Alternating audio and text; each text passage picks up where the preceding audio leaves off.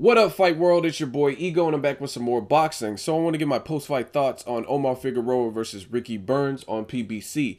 Before I get into that, I want to say thank you for everyone who subscribes.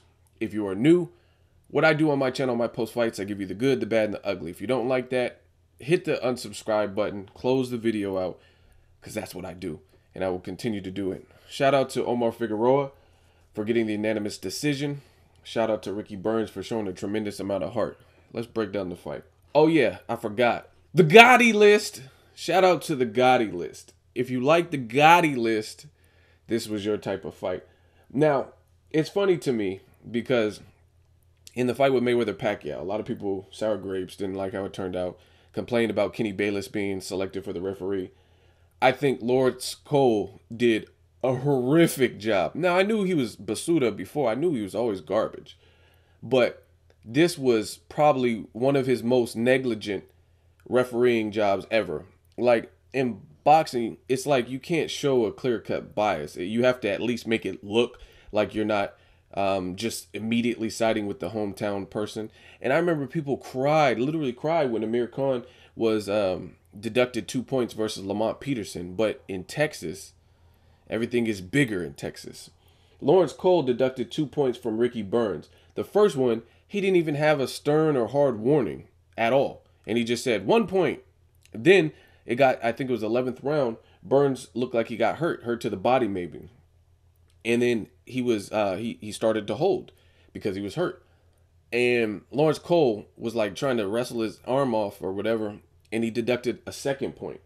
Like, so let me get this straight. When a man is hurt, they can't even clinch and hold in that situation. So aside from the first bullshit point deduction, you deduct another one. Like, come on, man. They be have some bullshit refereeing. I see why Paulie Malignaggi flipped out when he fought in Texas against Juan Diaz and didn't like the outcome. Nothing against Texas as a state. I have a lot of family in Texas, but boxing, I see why people, Chavez and Whitaker, all this shit, I see why people don't want to fight in Texas. And the crazy thing is, before a couple years ago, I was like, Ricky Burns, he's overrated when he was a champion. I didn't really see anything special, but he actually was mindful of his defense and did a good job. He was landing some vicious body blows and tough.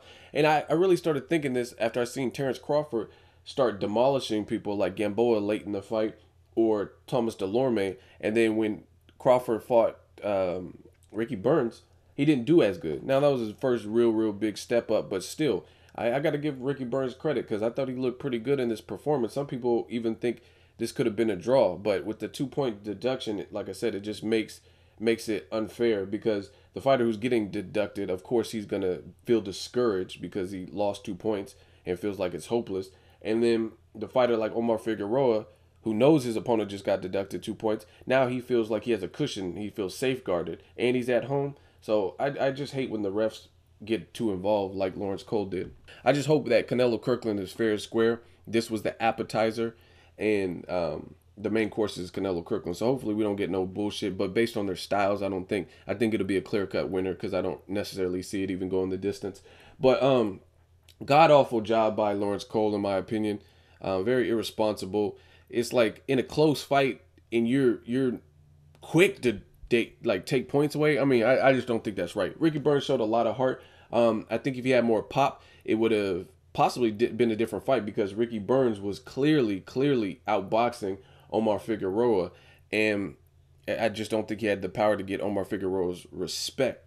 But to me, it's funny that people also, like I said, they complain about Kenny Bayless. They complain, oh, Mayweather-Pacquiao sucked, too much clinching. When I watched Figueroa Burns, there was a ton of holding and clinching.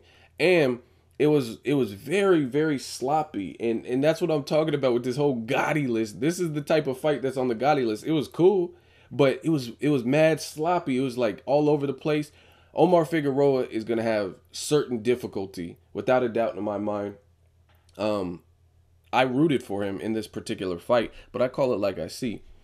And his style, it's just not long-term in boxing. I mean, he can take these tough. They're both tough to me. They both showed heart, but it's just he's coming in with his head in and not looking and stuff.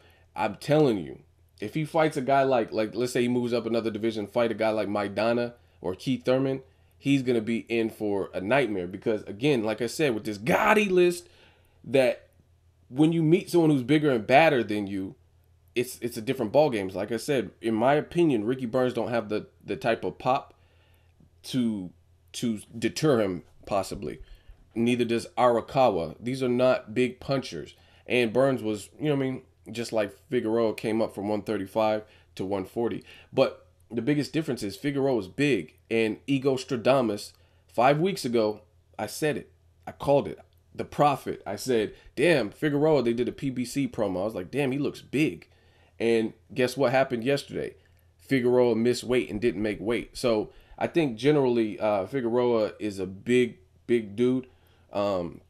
So he's naturally bigger and probably stronger than a guy like Ricky Burns. But I'm telling you, that style is not really good for the elite level at 140 or 147. Like even at Danny Garcia versus like a Figueroa, that left hook is going to be his nightmare, coming in with your head down and all this stuff. Now, the good thing about Figueroa's style is he is tough and he has heart, and he's a attrition type of fighter. So if you can't deal with that, if you're in bad shape, you don't have good conditioning, or you don't have the smarts to ward him off or the power to ward him off, then he could be successful. But long term, I just don't see it being that great.